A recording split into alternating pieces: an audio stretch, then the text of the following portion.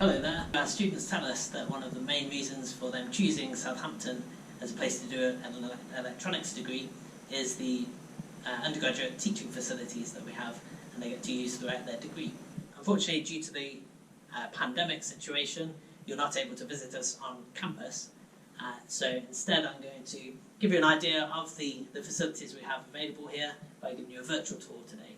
So if you'd like to follow me through to our main electronics labs, this is where you'll be spending a lot of time in your first and second years doing practical laboratories. So please follow me and we'll start the tour. So in these labs, in normal times we can accommodate over 200 students. These facilities you'll be using mainly in your first and second years, where you'll be doing on average between 2 and 3 lab sessions per week, each lab session about 3 hours long. So you'll be spending quite a lot of time in here. They're looking a bit different at the moment due to the social distancing that we need to put into place, but we have such large facilities that we're still able to run the labs despite all the COVID restrictions. So you'd enter the labs and you would sit at one of these workstations.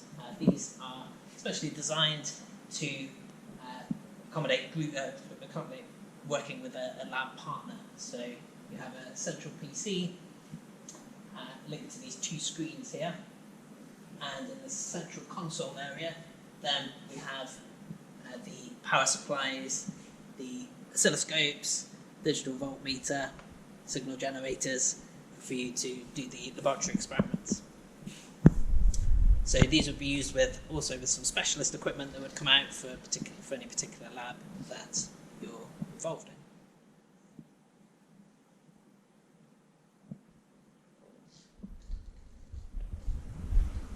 So on the bench, currently you can see examples of our Elmato programmable microcontroller. So this is a simple computer that you get to build during the first year of your degree here. So when you first encounter this, it doesn't look like this. Instead, you have the printed circuit board and a bag of components, and after about a month of being here, you'll be able to solder the components onto the printed circuit board to create your programmable microcontroller.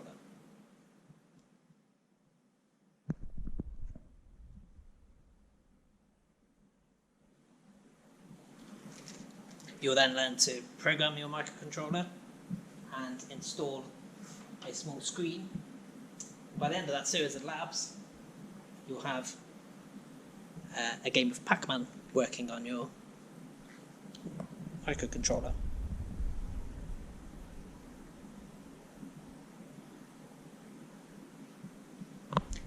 And this is then yours to keep. You use it in other labs as you move through the first and second year. You can also use it for your own projects. The labs in the second year become more advanced, where you're using more of your technical skills, and we also have design exercises which are often done in teams. One example is the systems design exercise. If you follow me over here, I'll show you some examples of some of the systems design exercises that we've run in the past. So this is a design exercise that our electronic engineers do. It takes place in the second semester of the second year, and it's an intensive exercise over the period of 3 weeks. And you work in a team of about 7 or 8 students, and you design, build, and test a system based on a particular challenge that the academics running the exercise have set. We try to be really creative when setting our challenges, and it's always a tightly guarded secret before the launch of the exercise as to what challenge the students will be set for that particular year. So some examples we have here. In past years, we've challenged the students to build their own drone. So you may have imagined designing and building your own drone, but here we're not talking about buying a kit from the internet and assembling the parts. This is building the control system 3D printing the components and building it as a team from scratch.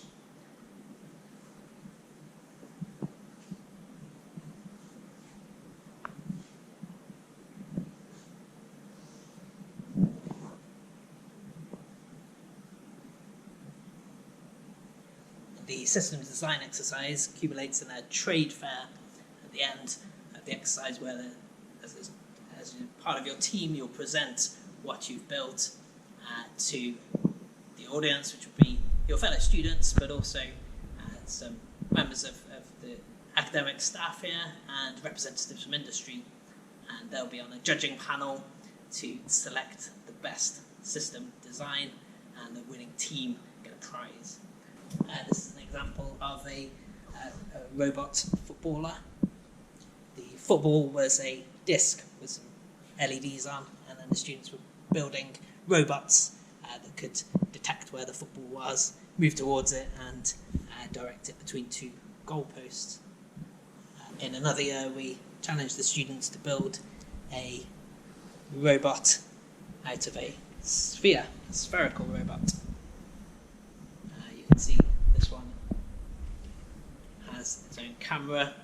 It has a Raspberry Pi controller controlling it in there, and you're able to charge it wirelessly from its docking station. Another example of a design exercise in our second year is the circuit design exercise. So for this exercise, you'll work in small teams again, and you'll be tasked with designing a circuit to go on a chip. So you use industry standard computer-aided design software to create your circuit, and then you'll use other software to simulate that circuit to check that it's working as it should do.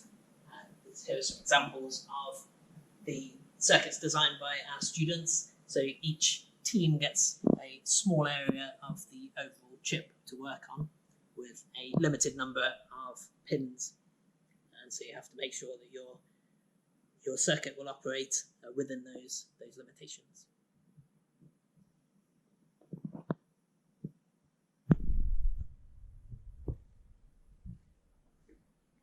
And having a large cohort of students means that you can submit your designs, and then a few months later come back and those designs have been sent away to be manufactured onto an actual physical chip. You come back in semester 2 and we have the circuits fabricated in silicon. So then you can physically test the circuit to check that it does what it should do. So it's a great exercise. You take it through the whole process from design to simulation, and then it gets fabricated and you come back and test the circuit at the end. Here we are in the ECS computing laboratory. So it's on the floor above our electronics lab, and it's really the hub of the ECS student life here. Things look a bit different at the moment due to the COVID situation, and you'll see lots of signs of measures put in place to ensure social distancing. But the great thing about having such a large lab is that we can still accommodate lots of students in here, even with social distancing. So this area is known as our coding corner. You can use these high-spec PCs with these 2 monitors and arrange them as you like. So you can have portrait and landscape. You might have your software manual on the one screen and your application on the other screen, however you like to use them. And what I'm going to do is show you around the rest of the lab, so if you just follow me here, you can see the scale of it. We have areas for group work. On the wall over here we have whiteboards dotted around the place for group discussions. There are screens that you can hook your laptop up to and practice presenting and discussing concepts. Over in this section you can bring your own laptop in, hook it up to these docking stations here, and use the screens and the keyboard mouse. Lead you round to our curved screens.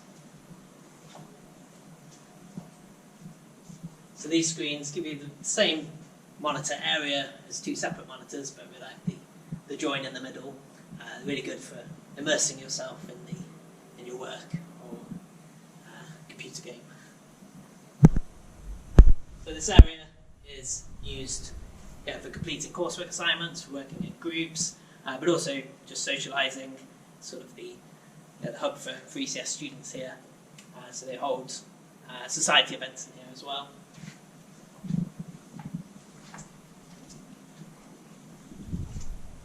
The computers, they're regularly updated, so you'll be using sort of top-of-the-range computer equipment when you come here, and a range of operating systems as well. So we've got PCs running the latest Windows operating system, we've got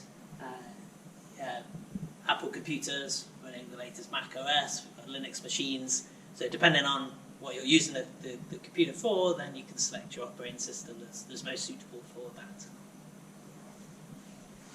We have our help desks here, so these are staffed by experts that can give you help with general IT issues, but also specific programming issues that you might have. So lots of support there for help with programming. It's a lot busier usually. In normal times, and during the daytime, this would be filled with students, all using the top class facilities